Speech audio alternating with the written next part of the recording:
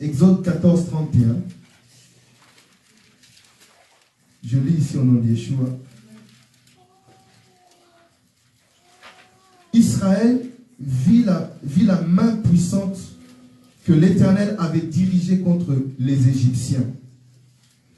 Le peuple craignit l'Éternel et il crut en l'Éternel et en Moïse son serviteur. Amen. Il crut en l'Éternel et en Moïse. Il crut aussi en Moïse son serviteur. Voilà pourquoi ça ne suffit pas seulement de croire en Dieu. Amen. Il faut croire en Dieu et il faut croire aussi à son envoyé, à son serviteur. De la même manière que tu veux servir Dieu, tu dois aussi servir son serviteur. Parce que ton Dieu, tu ne le vois pas. Mais ton Dieu, il est à travers son serviteur. Il agit à travers son serviteur. Amen. Voilà pourquoi beaucoup d'enfants de Dieu font des erreurs pour négliger le serviteur de Dieu et penser que les choses vont venir de Dieu lui-même comme ça. Mais Dieu va t'envoyer vers son serviteur. Ou Dieu t'enverra toujours un serviteur. Parce que Dieu fonctionne toujours, il se manifeste, il se révèle à travers ses serviteurs. Vous comprenez cela? Donc ici on dit que Israël a cru en l'Éternel. Ils ont cru. Mais ils ont aussi cru en Moïse.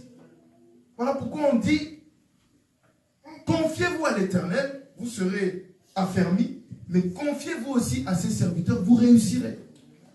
Vous réussirez. Amen. Amen. Alors ici, il y a quelque chose, ce texte, ce texte où il est dit, et il crut en l'Éternel et en Moïse son serviteur. Quand vous prenez ce verset-là, ce mot-là, et en Moïse son serviteur, et en Moïse son serviteur, vous le calculez, vous tombez sur la valeur numérique 353. Et Moïse symbolise le libérateur, n'est-ce pas? Moïse c'est le libérateur. C'est pour dire que Goshen cache le libérateur.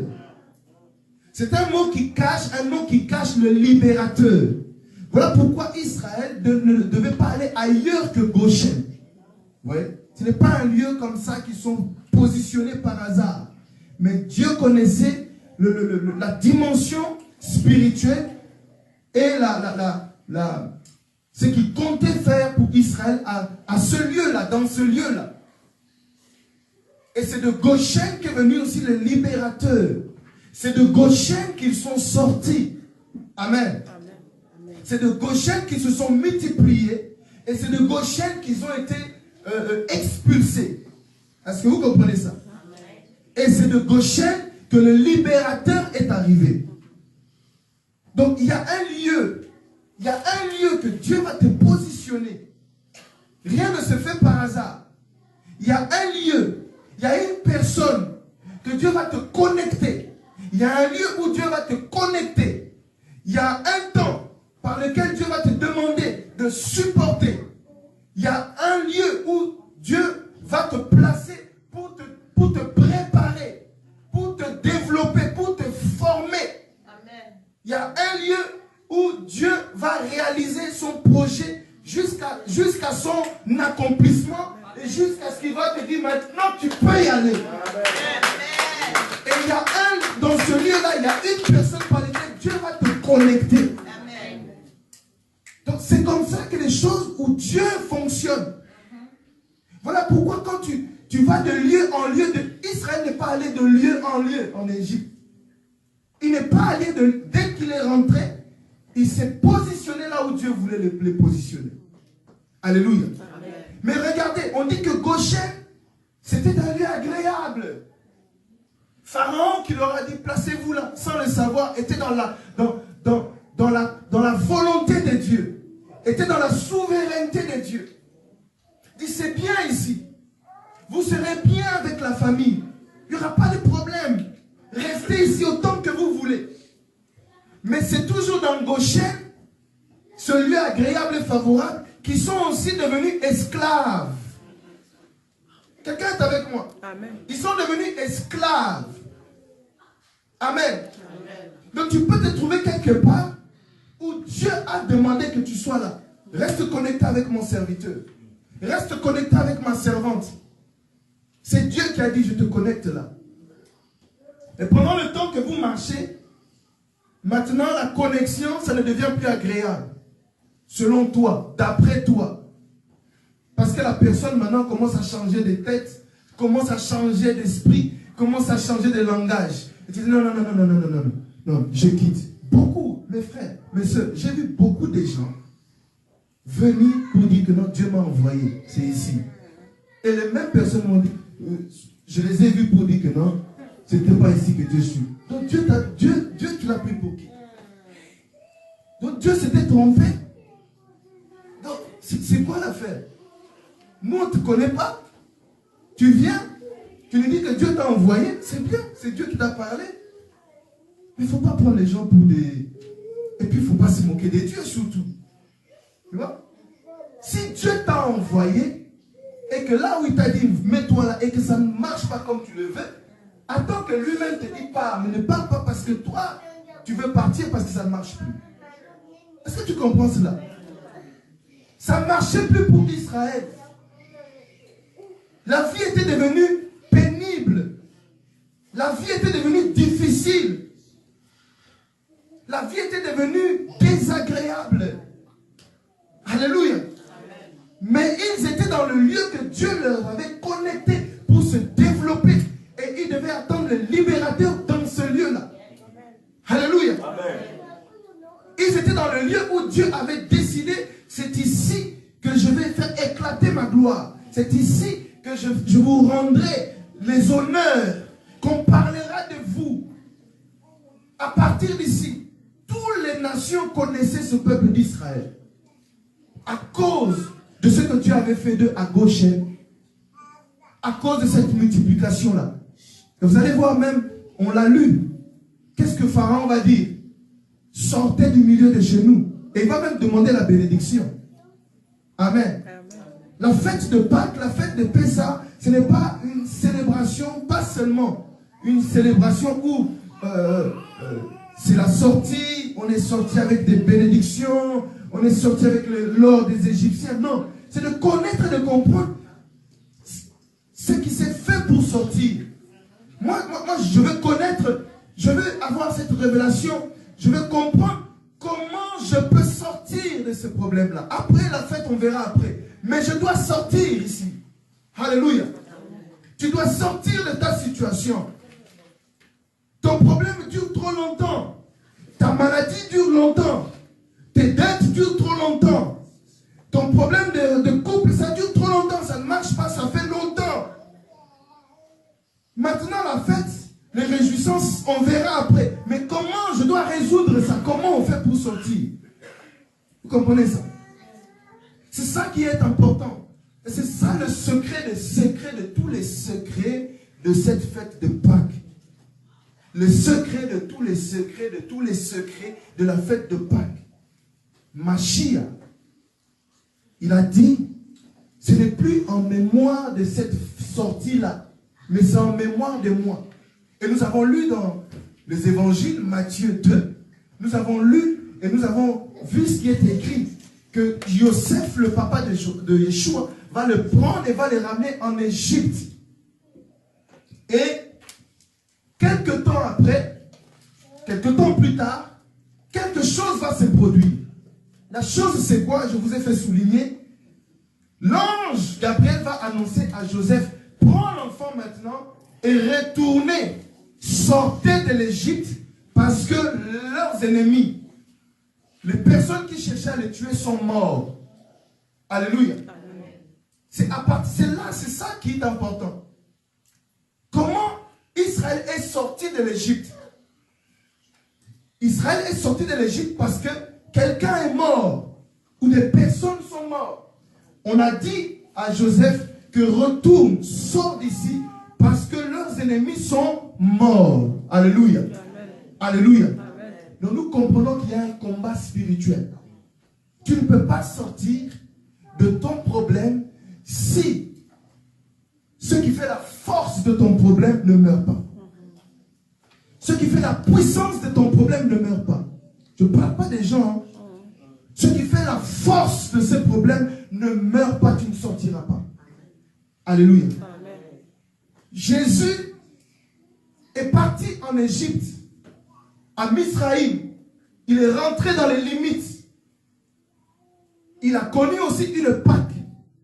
Parce qu'on parle de la Pâque historique, mais il y a aussi Christ, dans son enfance, a aussi connu Pessah, a aussi connu Pâques. Parce qu'il était en Égypte, il est resté en Égypte et il est sorti de l'Égypte. C'était aussi sa Pâque, la Pâque. Amen. Amen. C'était aussi une Pessah. C'est-à-dire, on rentre, on est en Égypte, on sort de l'Égypte. Toute personne qui était dans les ténèbres et qui sort des ténèbres, c'est la Pessah, c'est la Pâque. Amen. Amen. Mais maintenant, il faut connaître et comprendre comment on sort de là-bas. Mais déjà, pour connaître et comprendre comment on sort, il faut comprendre comment on rentre. Et pourquoi on rentre? C'est ce qui est important. Déjà, je viens de vous expliquer pourquoi Israël est rentré en Israël. Les raisons pour lesquelles ils sont rentrés là-bas. Amen. Ils sont rentrés là-bas pour quelles raisons? Mais retournons dans l'histoire. Pourquoi Israël est rentré en Égypte? Est-ce que c'est seulement parce que Joseph a dit, venez ici? Non. Pourquoi? Pourquoi il va leur dire de venir ici en Égypte? Parce qu'à Canaan, il y avait un problème. Parce qu'à Canaan, il y avait la famine. Si vous restez à Canaan, vous allez mourir. Papa, maman, les frères, les sœurs, vous mourrez, il n'y a plus à manger là-bas. Il y a un grave problème. C'est la raison pour laquelle il faut monter à Misraïm. Il faut aller en Égypte. Alors, l'ange vient dire à Gabriel vient dire à Joseph, prends la maman et l'enfant, allez à Misraïm. Pourquoi? Parce que ici à Canaan, il y a un problème. Si vous restez ici, l'enfant va mourir et peut-être vous aussi on va vous exécuter. Donc ici c'est devenu un danger. Quitter ici, aller en Égypte et rester le temps qu'il faut rester. Mais qu'est-ce qui se passe? Le temps où Yeshua va monter avec la maman, les parents en Égypte, qu'est-ce qui se passe? C'est là-bas que l'enfant est aussi en train de se développer. C'est là-bas que l'enfant se développe. Et on va dire que quand il va retourner en Égypte, à Canaan, parce que les ennemis n'y étaient plus, l'enfant, il avait grandi en intelligence, en sagesse, la croissance. Pourquoi? Quelqu'un ne comprend pas. Quelqu'un ne comprend pas. Misraïm. Oh non, c'est le pays des ténèbres. Pharaon. Non. Quand Dieu t'envoie ici, là,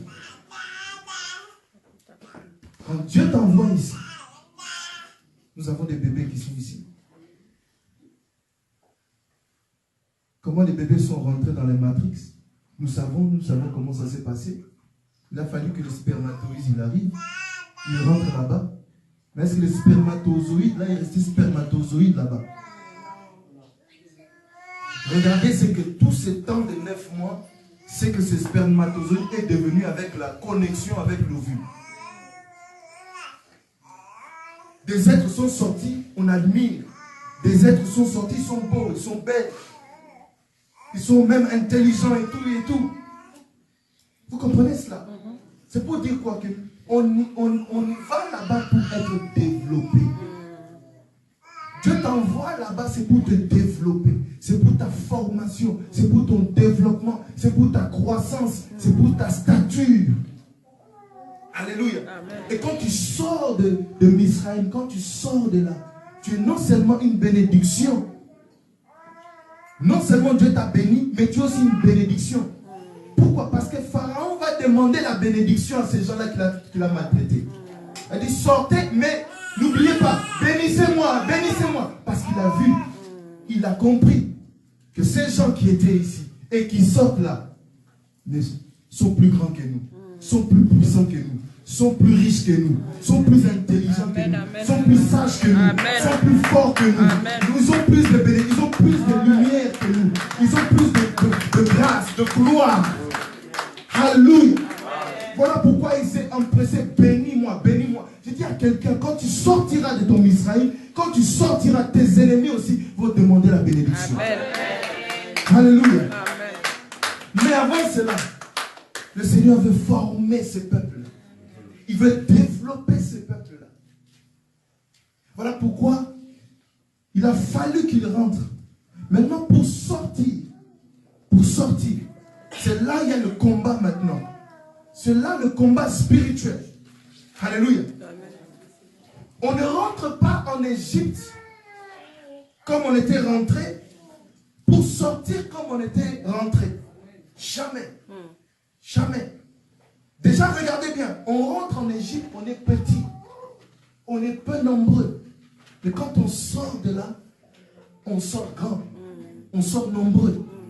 On rentre faible en Égypte et on sort puissant. On rentre inconnu en Égypte. Mais quand tu sors de l'Égypte, tu sors connu. Amen. Tu sors connu. On ne connaissait pas ce peuple, les Hébreux. On ne le connaissait pas. Mais au moment où on a connu ce peuple-là, ils ont commencé à faire trembler même les autres nations. C'est quand ils sont sortis de l'Égypte. Quand ils sont sortis, toutes les nations connaissaient ce peuple-là. Les Hébreux, l'armée de l'Éternel, les Hébreux, Israël, leur Dieu est redoutable. Ce peuple qui marche avec un Dieu redoutable. Ceux qui ont renversé les Égyptiens, les Hébreux. Mais qui parlait des Hébreux avant comme ça? Qui parlait d'Israël avant comme ça? Qui parlait? Qui peut parler de toi avant comme ça? Tu es rentré dans le christianisme. Tu es rentré ici à EJC. Mais quand tu vas sortir d'ici, qu'on parle de toi. Qu'on parle de toi. Ce frère. Mais on l'a connu, il est rentré là. Quelle sagesse.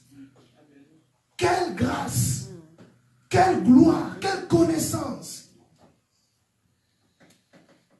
C'est ça. Non. Eux-mêmes ont reconnu que leur Dieu est redoutable. Nous devons, ou on doit reconnaître que le Dieu que tu viens chercher, le Dieu que tu pries, le Dieu que tu invoques, le Dieu qui te forme, le Dieu qui te développe, le Dieu qui t'enseigne, le Dieu qui te garde, le Dieu qui te protège, le Dieu qui te soutient, le Dieu qui prend soin, le Dieu qui pourvoit, le Dieu qui te donne tout, le Dieu qui ne sommeille pas ni ne dort. Ton Dieu, le Seigneur de gloire, Yeshua HaMashiach, ce nom-là, ce Dieu-là, est un Dieu redoutable. Amen. Le Dieu que la sœur, je vois toujours aller à la prière, c'est un Dieu puissant. C'est un Dieu redoutable. J'ai connu cette sœur-là, misérable, mais depuis qu'il est là-bas, waouh, qu'est-ce qui se passe là-bas? Il a fallu que les autres nations aillent à gauche. Ils aillent à gauche. Connaître ce qu'Israël a connu. Bien aimé. Dieu a honoré ce peuple. Nous parlons des de Béror. Et je vous ai dit, Béror veut simplement dire les premiers-nés. Les premiers-nés. Ok? Premiers-nés. Et vous allez voir, nous allons lire ici, dans Exode 4, 22. Exode chapitre 4, 22. Pour la première fois, Dieu atteste, Dieu confirme que ce peuple-là, c'est mon fils. C'est mon fils. Regardez. Chapitre 4, verset 22.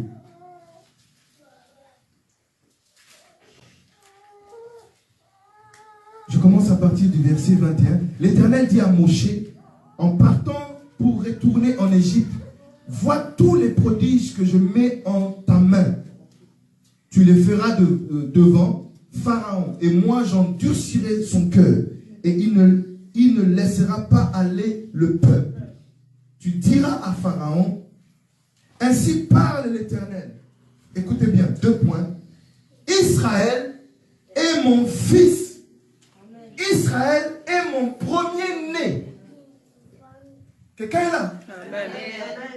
Donc, le peuple là, c'était le Fils de Dieu. Ce peuple-là, à Goshen, à Misraïm, c'était le Fils de Dieu qui était là. Voilà pourquoi la prophétie de Osée 11:1 va dire que j'ai aimé Israël, je l'ai aimé. Et il va dire que non, il va dire que c'est son premier-né, Israël c'est son premier-né. Laisse sortir mon peuple. Amen. Amen. Il va dire dans Osée, comme on a lu aussi dans le livre de Matthieu 2, cette prophétie-là, où il est dit, où Dieu dit que non, Israël, c'est mon premier-né, c'est mon fils. Je ferai sortir hors d'Égypte mon fils. Amen. Amen. Mais ce fils qui sort d'Égypte, ou qui doit sortir d'Égypte, c'est le premier-né de l'Éternel. C'est le premier-né de l'Éternel. Et en réalité, en Égypte, maintenant, dans cette matrice, il n'y a pas simplement un seul premier-né. Il y a deux premiers-nés. Et c'est là maintenant le combat. Il y a deux Bérors. Comprenez? C'est là maintenant qu'il y a le combat. On parle maintenant du combat de ces deux Bérors. De ces deux premiers-nés. Nous parlons du Béror d'Israël et on parle du Béror égyptien. Le premier-né d'Israël ou de Yahvé, le premier-né de Yahvé, donc Israël, ok, et le premier-né égyptien. Maintenant, pour que, c'est là même, c'est le secret de tous les secrets. Quand on parle de Pâques et tout ça, c'est que non, on a mangé l'agneau, on est sorti. Oui, tout ça c'est bien. Mais comment, je vous ai fait comprendre, comment maintenant on doit sortir? Il y a un combat, il y a une connaissance, il y a un mystère. Et là, nous sommes vraiment dans ce combat, on atteint les dimensions la plus élevée. Le combat spirituel, cette dimension de ce combat la plus haute, la plus élevée. Et ce sont le combat de ces deux premiers-nés. Amen. Amen. Vous avez vu avec Yeshua qu'on devait tuer les premiers-nés. Et il a dû quitter Israël, Canaan, pour aller en Égypte. Attendre que les ennemis puissent mourir là-bas. Et l'ange va dire, Gabriel va dire à Joseph que non. Hérode, le roi qui cherchait à tuer, n'est plus. Maintenant tu peux retourner. Hérode. Et cette image symbolise cette image des premiers-nés des Égyptiens. Regardez, écoutez encore. À quel moment on va dire à Joseph de sortir de l'Égypte et de retourner? C'est-à-dire, il y a eu une Pessah. Il est en Égypte, il doit sortir Yeshua. Yeshua est le premier-né de Dieu, n'est-ce pas? Le Fils de Dieu, ok? Mais Yeshua cache, comme tout à l'heure j'ai dit, quelle connexion Christ a avec l'Égypte. Quelle connexion Christ a avec cette sortie. Parce que Christ en lui cache toute la plénitude ou toute la totalité d'Israël. Christ en lui, c'est toute la totalité d'Israël, du peuple de Dieu. Est-ce que quelqu'un comprend cela? En lui-même, il est toute la totalité. Et c'est le premier-né. Israël, voilà pourquoi Dieu dit que Israël là, c'est mon premier-né. Le peuple là, c'est mon fils et mon premier-né. Quelqu'un ne comprend pas ce qu'il dit? Il parle de Christ ici. Mais le mystère c'est quoi? C'est que Christ en lui cache tout le peuple. Christ en lui, c'est tout le peuple, c'est toute l'armée d'Israël, c'est tout, c'est la totalité, le tout Israël. C'est les nations aussi qui ont la foi en lui. C'est les Juifs et les chrétiens. Ce regroupement, cet assemblement, ce rassemblement, c'est tout Israël. C'est tout le peuple de Dieu. Amen. Amen. C'est tout le peuple de Dieu. Puisque Dieu va faire de ces deux peuples un seul peuple qui va appeler mon fils, qui va appeler Israël, qui va appeler aussi ma maison, qui va appeler aussi mon épouse. L'église, ce n'est pas seulement les chrétiens. L'église, c'est les juifs et les chrétiens. Cette église, corps de Christ, C'est ça le peuple de Dieu, c'est ça qu'on appelle Israël. Et qui est rassemblé en Christ lui-même. Christ lui-même réunit tout cela. Puisqu'il est appelé le corps. Il est le corps de l'Église. Donc en lui, il y a les Juifs et il y a les chrétiens. Et les chrétiens plus les Juifs, c'est Israël. Voilà pourquoi il est écrit qu'il n'y a plus de mur d'inimité. Il a fait des Juifs et les païens un. L'unité, l'unité, l'unité. L'unité. Dieu n'a pas deux peuples. Dieu n'a pas les Juifs là-bas et il a les chrétiens là-bas. Ça, c'est un concept que nous devons rejeter. C'est un concept des chrétiens, c'est un concept d'ignorance. Mais la volonté de Dieu, l'unité de Dieu, c'est les Juifs et les païens. Les païens, c'est-à-dire les croyants des nations, sont un et forment un seul peuple qui est appelé Israël, qui est appelé son fils, qui est appelé sa fille, qui est appelé aussi son épouse. Un. Et tout ça s'est formé en Yeshua. Et la connexion que Christ a, quand il est en Égypte, il porte tout le peuple de Dieu. Il est le fils, il est le premier-né. Alléluia. Amen. Et l'Église, et Israël est le premier-né de Dieu en Yeshua. Est-ce que vous comprenez cela? Amen. Voilà pourquoi lorsque les ennemis meurent, lorsque Hérode, qui représente aussi le premier-né des Égyptiens, il meurt, voilà maintenant il y a la possibilité, Israël a la possibilité de sortir. Il n'y a pas de sortie lorsque l'ennemi ne meurt pas. Alors il fallait que les ennemis puissent mourir maintenant. Historiquement, nous avons deux fils. Premier-né, nous avons les premiers-nés de Dieu, Israël, et nous avons tous les premiers-nés des Égyptiens. Maintenant, vous allez remarquer le combat. Dieu va commencer progressivement ce combat spirituel. Et ce combat va commencer, vous vous rappelez des 10 plaies. Les 10 plaies. Donc les 10 plaies, ce ne sont que le processus. C'est ce combat qui est engagé. Mais on y va petit à petit. On y va petit à petit.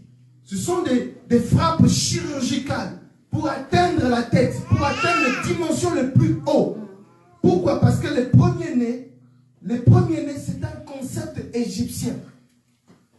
Les premiers-nés, c'est un concept égyptien. Les premiers-nés, c'est une intelligence, c'est une dimension, une connaissance égyptienne. Et c'est dans les premiers-nés qu'est la force des Égyptiens. Voilà pourquoi Dieu va parler aussi des animaux. Pourquoi les animaux? Les premiers-nés des animaux. Pourquoi? Parce que c'est avec les premiers-nés des animaux qu'on faisait les sacrifices. Donc il fallait anéantir tous les concepts, l'idéologie même de ce qui fait la force égyptienne. Quelqu'un est là? Amen. Amen. Amen. Il fallait détruire le symbole du sacrifice égyptien. Il fallait détruire tout ce qui était du système du pouvoir égyptien. Vous comprenez cela? Et petit à petit, avec les 10 plaies, Dieu maintenant va arriver à la dimension la plus haute. Ce qui fait le symbole, ce qui fait le système, ce qui fait le mystère des Égyptiens, leur force. Pourquoi les premiers-nés? Les premiers-nés, c'est là, ce sont les personnes qui ont l'héritage. Ce sont les personnes qui ont le pouvoir. Vous voyez, rappelez-vous avec avec Jacob et Ésaü. Hein, le droit d'aînesse. Le droit d'aînesse. Ce sont les premiers-nés qui ont ce pouvoir-là. Le pouvoir entre les mains des premiers-nés.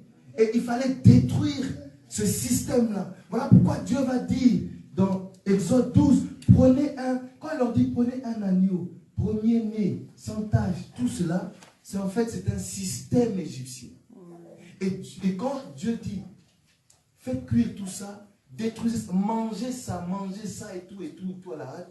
En fait, là nous sommes vraiment dans une dimension spirituelle.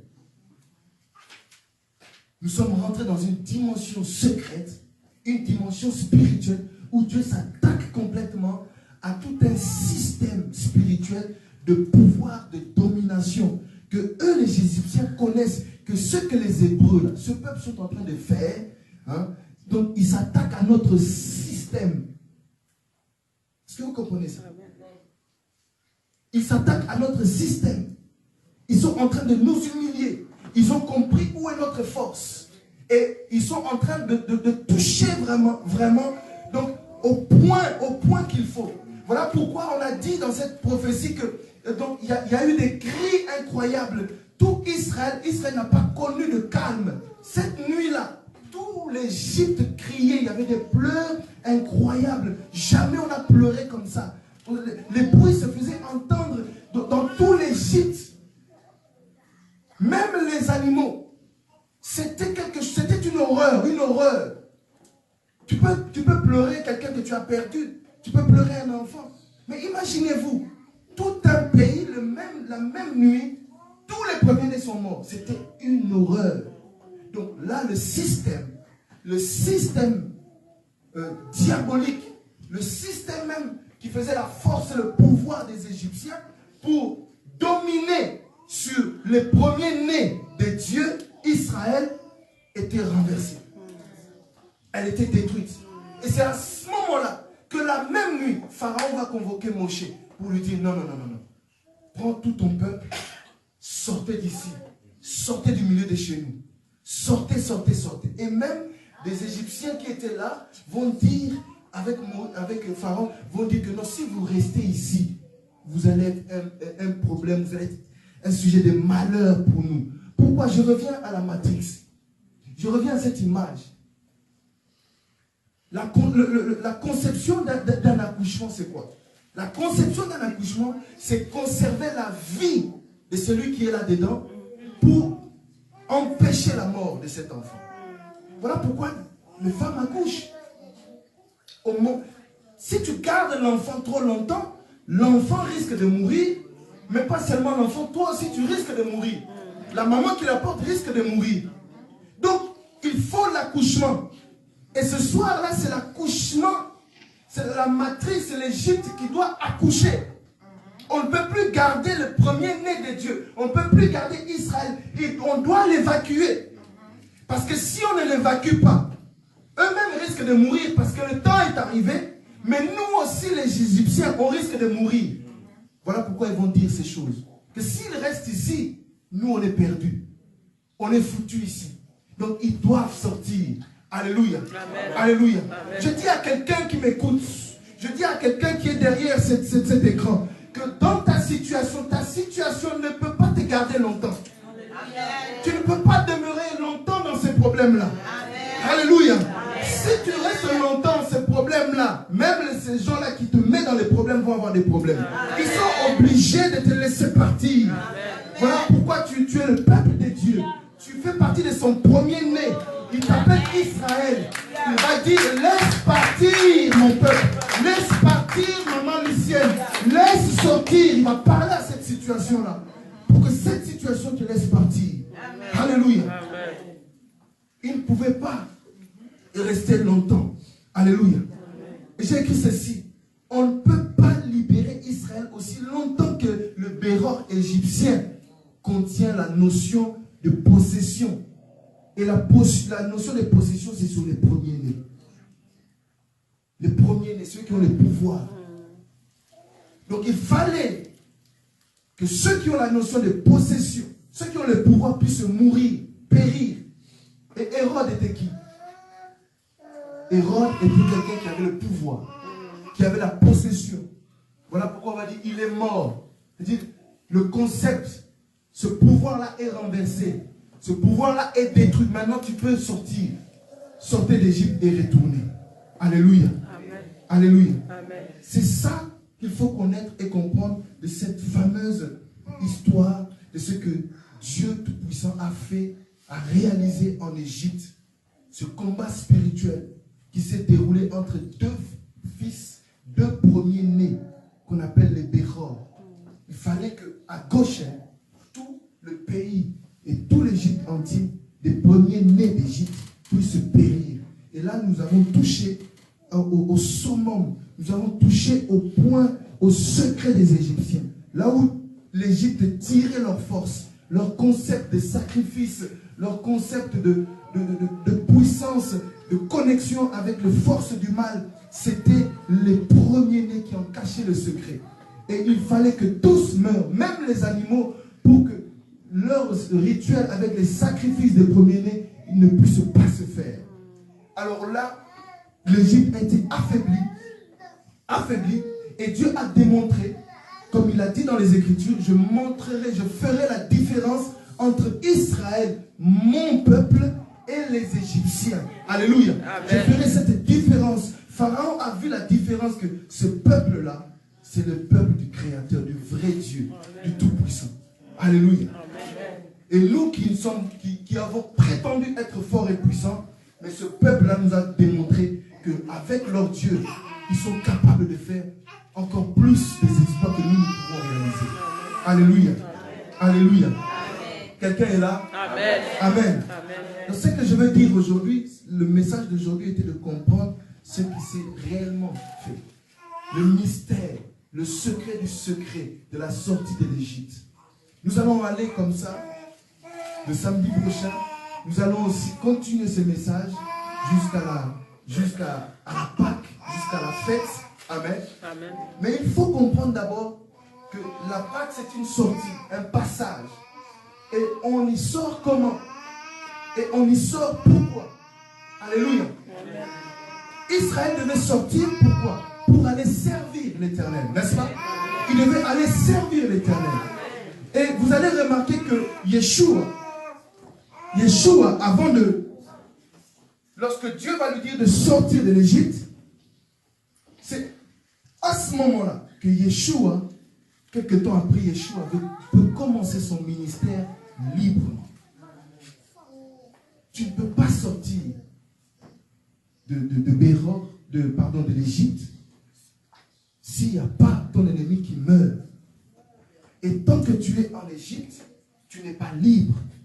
Tant que tu es dans les limites, tant que tu es en Misraïm, tu es confiné, tu es pressé, tu ne peux pas servir ton Dieu en toute liberté. Tu ne peux pas.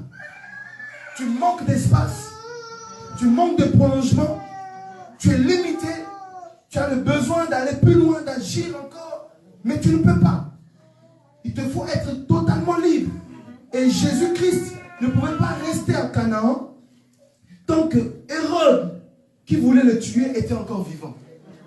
Il ne pouvait pas servir ou rentrer dans son ministère en toute liberté tant que Hérode était encore là. Il fallait maintenant un temps de préparation pour Yeshua. Donc on va le faire rentrer en Égypte en attendant que son ennemi meure. Et quand son ennemi meurt, c'est à ce moment-là qu'il sort de l'Égypte. Et quand il sort de l'Égypte, il peut commencer son ministère en toute liberté. Vous savez, le miracle de... Merci Saint-Esprit. Le miracle de la fête de Cana, où il y a eu lieu ce mariage-là. C'est là où Yeshua a fait le premier miracle. Et lorsqu'on parle on demande, expliquez-nous le premier miracle, on parle tout de suite du changement de l'eau en vin. N'est-ce pas? Jésus-Christ a changé l'eau en vin. Mais en réalité, ce n'est pas ça qu'il faut vraiment comprendre. C'est qu'est-ce qui a fait ce miracle? Qu'est-ce qui a permis que Christ puisse faire le miracle? C'est la préparation de ce miracle-là. Il y a un détail. Christ demande aux frères et aux sœurs qui sont là, apporter les 6 outres. Les 6 outres qui servaient à la purification. Et il va dire, remplissez ça de l'eau à rabord. Sans les 6 outres, sans l'eau à rabord, même Jésus ne pouvait pas faire ce miracle. Donc il fallait qu'il y ait ces 6 outres-là. Il fallait que l'eau soit remplie à rabord pour que ce miracle puisse se faire. Alléluia. C'est la formation du miracle qui est important de comprendre. C'est la formation de la délivrance qui est important de comprendre. Il fallait que les premiers nés d'Égypte puissent mourir pour que la délivrance puisse se faire. Sans cette mise à mort de tous les premiers nés d'Égypte, même les animaux, parce qu'on s'est posé la question, mais pourquoi aussi les premiers nés des animaux sont en rapport avec les sacrifices? Et sans cela, Israël ne pouvait pas être libre. Il ne pouvait pas aller servir l'Éternel librement. Tu as besoin, et nous avons besoin, là où tu es, tu as besoin que quelque chose mentalité, ça peut être un concept, ça peut être un comportement, ça peut être un caractère, ça peut être aussi des gens physiques où tu as besoin de te séparer parce que ce sont des ennemis de ta foi, ce sont des ennemis de ton ministère. Tant que tu es connecté avec des personnes qu'il ne faut pas, tu es limité, tu ne peux pas servir l'Éternel librement. Ça peut être des émissions que tu regardes, ça peut être des choses que tu vois chez toi à la télé, ça doit disparaître, sinon tu ne peux pas servir l'Éternel librement. Alléluia.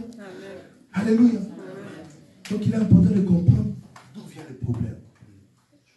De régler ces problèmes-là par la grâce de Dieu. Alléluia. Amen. Que Dieu soit loué. Quelqu'un est béni. Amen. Quelqu'un est béni. Amen. Amen. On va continuer ce message, on va continuer. On avance vers Pâques. Et petit à petit, au fur et à mesure, on se prépare dans le message jusqu'à notre liberté spirituelle. On va se lever pour rendre grâce. Si tu as été béni, lève tes deux mains et commence à remercier l'Éternel. Commence à rendre grâce. Commence à rendre grâce à l'Éternel. Lève tes deux mains. Lève tes deux mains vers le Seigneur. Et commence à rendre grâce à Dieu. Commence à rendre grâce à Dieu.